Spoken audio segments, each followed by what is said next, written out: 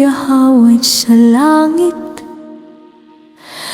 ay lilipat sa lupa, tinawag na Eden.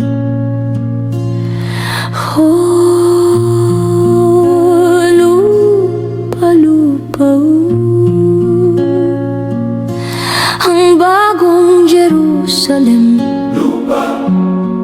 bagong Jerusalem, banal na dako.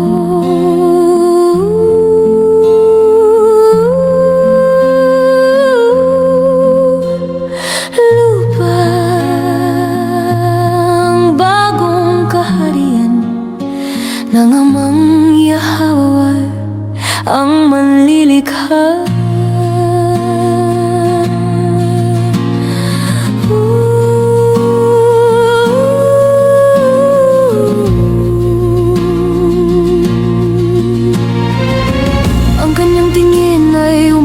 Sa mga luntiang parang sa malayo'y tanaw ang mga mabubulaklak na burol. Habang naglalakad ng may pag-asa, naramdaman niya ang banayad na simoy ng hangin na marahang humahaplos sa kanyang buhok. Kausapin kita, simoy ng hangin. Ikaw ay tila siya na hinahanap ko, ng labis haplos mo sa aking buhok. Halik mo sa aking mukha, dadamo ang halimuyak ng mga berdeng halaman. Kung makita ko sana ang iyong mukha, halikan ko ito. Kung mahawakan ko ang iyong buhok, gagawa ako ng mahabang tirintas at palalamutian ko ng bulaklak ng aming hardin. Paglakad niya sa panaginip ng mga parang ng paraiso, huminto si Adan at minasta ng tanawin. Humanga siya, paano niya naramdaman ang init ng simoy kung hindi naman niya nakikita ang mga sangang umiindak sa hangin. Unti-unti siyang nagising mula sa panaginip at sa pagdilat ng kanyang mata, naalala niya ang sandali nang siya'y nahimlay sa dibdib ng walang hanggan. Ang simoy kaya ng hangin ay pagkaplos ng kaniyang mga kamay. Sa tanong na iyon, binuksan niya ang kaniyang mga mata.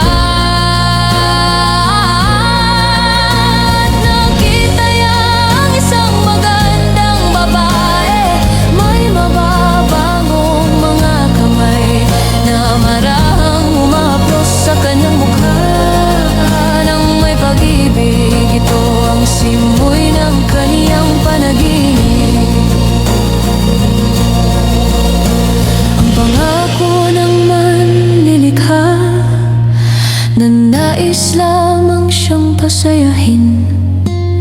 Ngayon si Adan ay kumpleto na, narito ang Eva, laman ng kaniyang laman, buto ng kanyang mga buto. Iniyak niya ang babae sa kamay, inaanyayahan sa paglalakad ng hindi malilimutang mga sorpresa.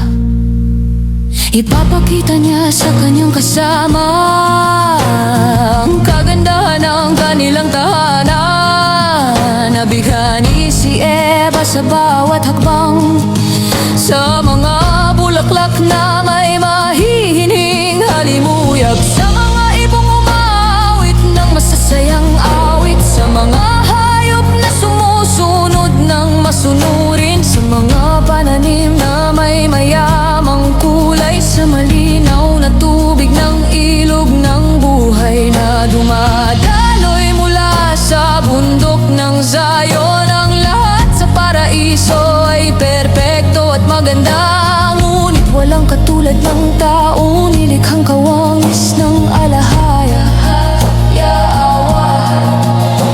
Magatitig sila sa isa't isa ng may paghanga at paghaplo.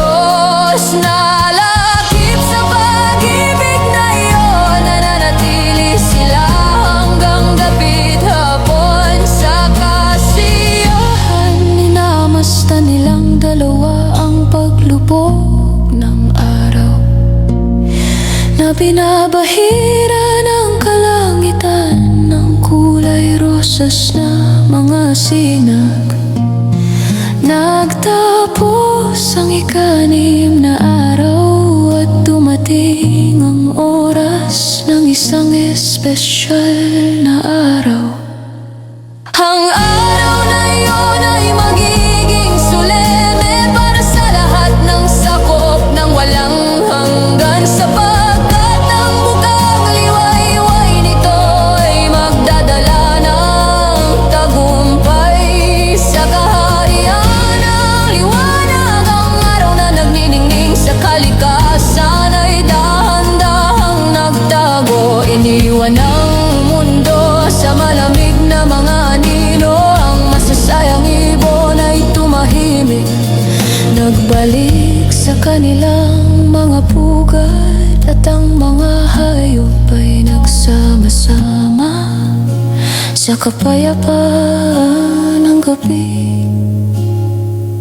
Tanging ang mag-asawa lamang ang nanatiling hindi gumagalaw, hinahanap sa huling kislap ng araw ang pag-asa ng bagong bukang liwayway. Tahimik nilang sinilip ang kahulugan ng kadiliman, at doon sa gitna ng mga halaman lumabas ang magandang buwan, na ang pilak na sinag ay nagbabad sa kalikasan ng malambing.